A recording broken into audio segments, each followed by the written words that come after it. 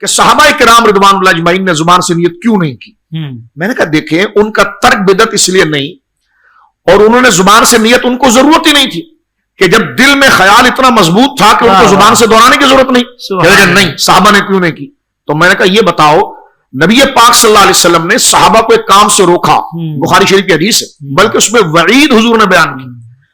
اور یہ امام بخاری نے جو 13 یا 17 تعلیق نقل کی ہے اس میں سے ایک تعلیق امام بخاری کی ہے حضرت عبداللہ ابن عباس سے کہ لَتُزَخْرِفُنَّ كَمَا زَخْرَفَتِ الْيَهُودُ وَالنَّصَارَى، تم اپنی مسجدوں کو آراستہ کرو گے اور اس میں نقش نقوش بناؤ گے اور اس کو قیمتی چیزوں سے آراستہ کرو گے جیسے یہود و نصارہ اپنی عبادتوں کو آراستہ کرتے ہیں.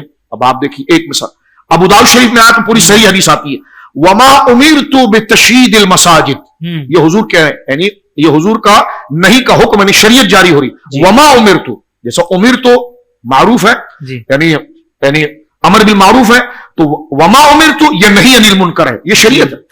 وما امرت بتشیید المساجد، میں تمہیں حکم دیتا ہوں، میں تمہیں منع کرتا ہوں. وما امرت میں تمہیں منع کرتا ہوں کس سے؟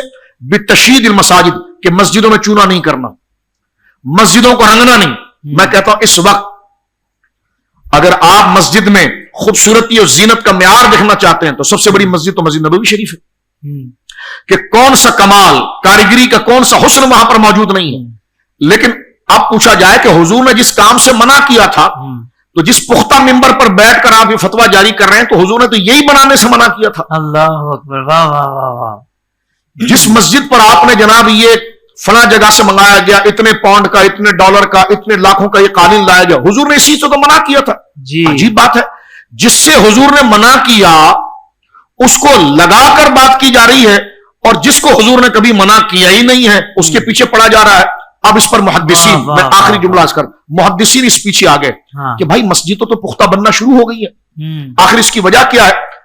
تو ادھر کے محقق ہوں یا ادھر کے محقق ہوں یا دونوں کے مسلم محقق ہوں، انہوں نے یہ بات لکھی کہ دیکھیں منع تو حضور نے کیا تو کہا جو بنایا اس کی کیا حیثیت ہے؟ تو کہنے لگے کہ جناب شریعت کے احکام حالات کے اعتبار سے مختلف ہونا شروع ہوتے ہیں. بالکل صحیح. ان کو مثال کے طور پر آج آپ دیکھیں اگر مسجد مٹی کے گارے کی بنی ہو جیسے جناب صحابہ کرام کے دور میں تھی تو لوگ تو ایسی نماز نہیں پڑھتے، وہ مٹی کو گارے کی مسجد دیکھیں گے بھاگنا شروع کریں، اس میں تو پنکھا بھی نہیں ہے، اس میں تو ایئر کنڈیشن بھی نہیں. لیکن جب مسجد خوبصورت بنے، اس میں اے سی ہو، اس میں سہولیات ہو تو بندہ خوبصورت مسجد کو دیکھ کر اگر دروازے کے قریب پہنچتا ہے تو وہ نماز پڑھنا شروع اس کا دل نماز کی طرف راغب ہو جاتا ہے. جب لوگوں کے محلات اور مکان حسین بننا شروع ہو گئے اور اللہ کا گھر مٹی کا ڈھیر بن جائے تو اس میں اللہ کے دین کی قدر کیسی ہوگی؟ تو صحابہ کرام اس نیت والے مسئلے پر وہ اتنے مخلص تھے کہ نہ انہیں سنگ مرمر، کیونکہ آج ہم سنگ مرمر اس لیے لگاتے تاکہ وہ اضافی چیز ہمیں سپورٹ کرے نیت کو مضبوط کرنے کے لیے، ان کو اس کی حاجت ہی نہیں تھی. وہ اگر سادی مٹی پر بھی نماز پڑھتے تو ان کو وہ ذائقہ عبادت کا آتا جو ہمیں قالین میں نہیں آتا، جو ہمیں ایئر کنڈیشن میں نہیں آتا، جو ہمیں ٹھنڈک میں نہیں آتا.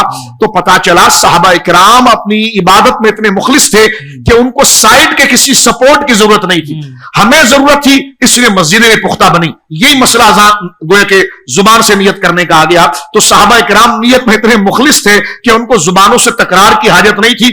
ہم اپنے عمل کے اعتبار سے اتنے کمزور ہو گئے کہ اس بنیادی مقصد کو یاد رکھنے کے لیے زبانوں سے اس کی تکرار کی جاتی ہے، اس لیے یہ عمل مستحب ہوا. اور ہر وہ مباح کام جس طرح بات کیا گیا، ہر وہ مباح کام اگر اچھی نیت کو بچانے کے لیے کیا جائے تو مباح نیت حسن سے مستحب بن جاتا ہے. تو زبان سے نیت کرنا ایک جائز عمل ہی نہیں بلکہ باعث ثواب ہے. اس پوری تفصیل کو میں نے آپ کی خدمت میں